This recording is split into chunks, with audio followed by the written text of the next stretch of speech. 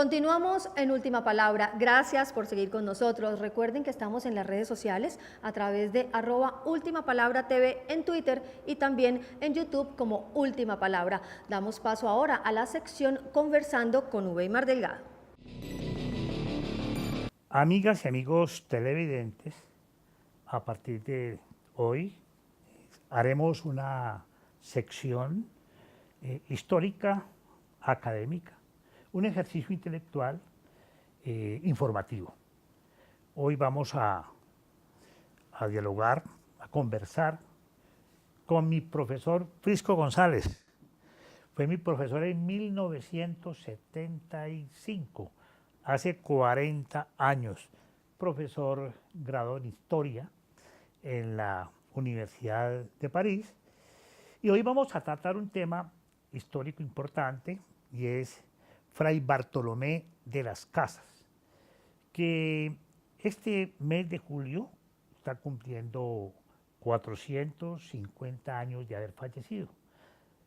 Nació en 1474 y murió en 1566, lo que suman más o menos 92 años.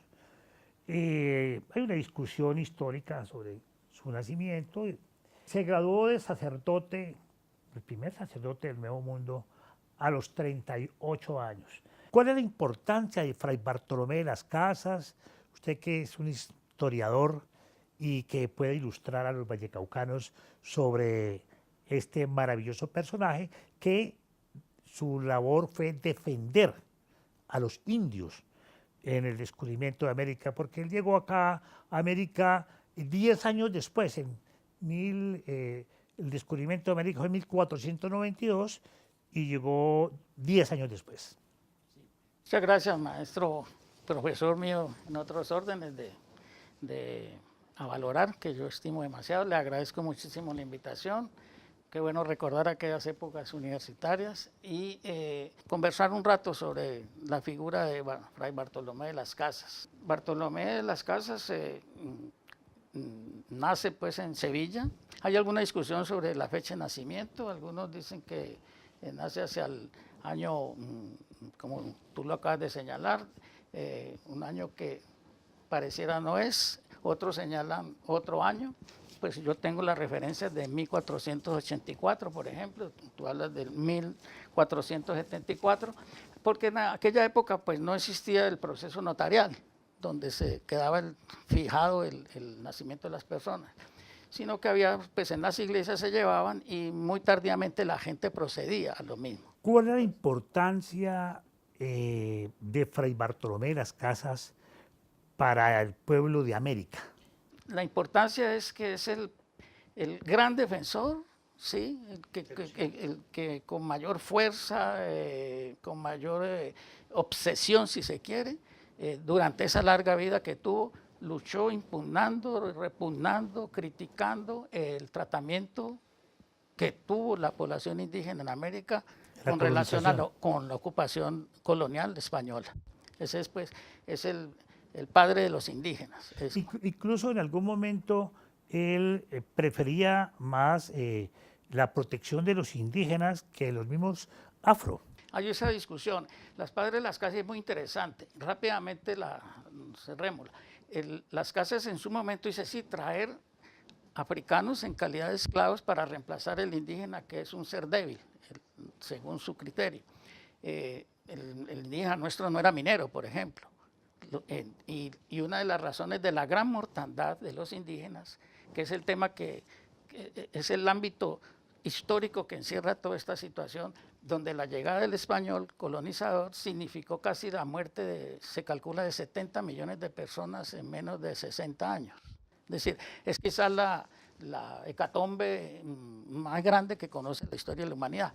Él, en un momento dado, Las Casas propone traer esclavos africanos para reemplazar al indígena, ¿sí? En sus labores, sobre todo la minería, porque el sentido económico de la ocupación es alrededor de la minería, la búsqueda del oro. Quería era revertirlo hacia la agricultura. Exactamente, hacia la agricultura. Y sobre todo, él no está en contra de la llegada y de la conquista y de la colonización. Él dice que debe haberse una colonización Como de una carácter evangelización. evangelizadora para ganar hacia la verdadera fe, la fe cristiana, a estos habitantes de América. Las casas más tarde se arrepienten de haber solicitado, propuesto la traída de esclavos, que entre otras cosas llegaron esclavos a América antes de esa propuesta. La esclavitud existía en Europa, sin la importancia económica de la antigüedad, pero existía como una institución que no era impugnada, estaba entre los hábitos, llamémoslos sociales y políticos. Pero el padre de las casas, avanzando el tiempo, dice, yo propuse eso, mas hoy en día, en una expresión muy teológica, dice, me arrepiento de haber dicho eso. Tiene el coraje de arrepentirse y hacerlo manifiesto, porque todos somos hechos a imagen y semejanza del Señor, no importa el color de la piel, de la cultura, de la raza, de los hábitos, todos somos hechura de Dios, y que ya es como una posición que nos anuncia la modernidad, ¿sí? La igualdad entre los seres humanos, que va a terminar pues en la Revolución Francesa. Era un autodidacta que se fue formando en la teología, en la filosofía, y que llegó a graduarse, digámoslo así, de cura o de sacerdote ya a los 38 años. Sí, cómo no. Él se hace sacerdote inicialmente en Roma, una corta estudios de 2 años, pero luego se interna en la Española, a la época llamada así, que es la isla, hoy en día República Dominicana y Haití, la segunda isla más grande después de la de Cuba en las Antillas, interna al convento de los dominicos, y ahí durante 6, casi 7 años se dedica al estudio, ¿sí? A su autoformación.